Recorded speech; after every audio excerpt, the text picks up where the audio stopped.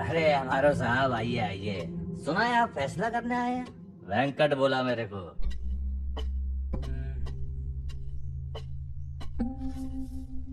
अरे बैठो साहब।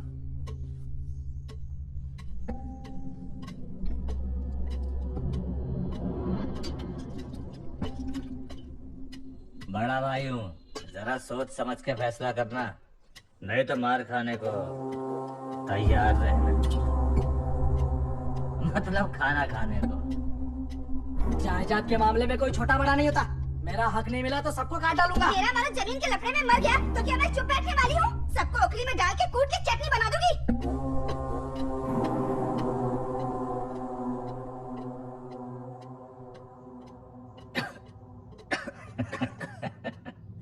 हम लोग खाते भी तीखा है और बोलते भी तीखा है। पानी ले पानी। प्याज है क्या माँ जी? प्याज चाहिए क्या? ये ले कैच कर। चाकू दूं?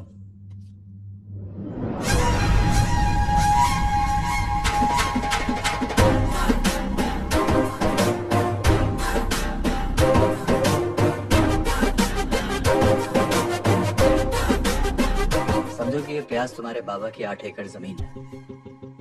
सबसे बड़े भाई को 2 एकड़, उससे छोटे वाले को 2 एकड़, उससे छोटे वाले को भी 2 एकड़। मुझे मेरा हिस्सा कम क्यों दिया? प्याज है भाभी, मुंह से तो 2 एकड़ बोला ना।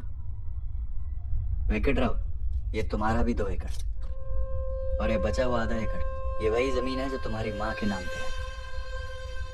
6 साल से तुम लोग इसी जमीन के लिए आपस में लड़ रहे हो।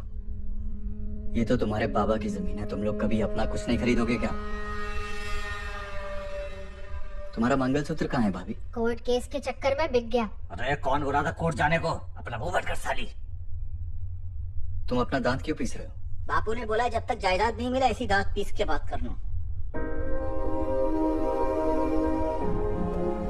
ये स्कूल नहीं जाता क्या? फैसला होने तक इसे स्कूल नहीं भेज सकते।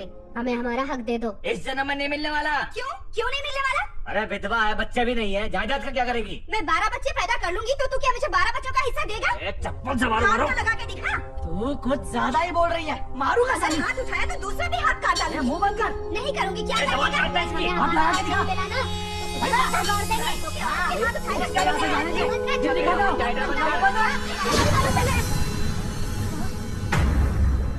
तुम लोगों को जरा सी अक्ल है? खेती बाड़ी के मामले में तुम्हारे परिवार का नाम सबसे पहले आता था, लेकिन आज तुम लोगों ने खेती बाड़ी को छोड़कर पूरे परिवार को अपाहिज बनाकर रख दिया है।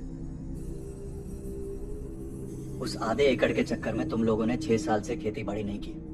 अगर करते तो तुम लोग सब मिलकर आज 2-2 एकड़ जमीन और खरीद चुके होते।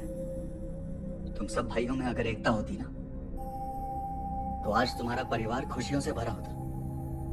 अभी इस बच्चे की पढ़ने लिखने की उम्र है, लेकिन तुम लोगों ने इसके दिमाग में नफरत का बीज बो दिया है। बीवियों के आते ही तुम लोग अपना खून का रिश्ता भूलकर एक दूसरे के खून के प्यासे हो गए। एक बार ये सोचकर देखो कि तुम तीनों भाइयों में से अगर किसी पर मुसीबत आ गई तो उनके बीवी बच्चों का क्या होगा? अगर एकजुट होकर रहोगे तो कोई ना कोई भाई तुम्हारे परिवार को संभाल लेगा।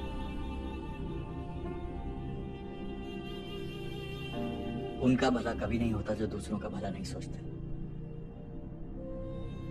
इसलिए अब भी वक्त है, परिवार का सोचो और नफरत को खत्म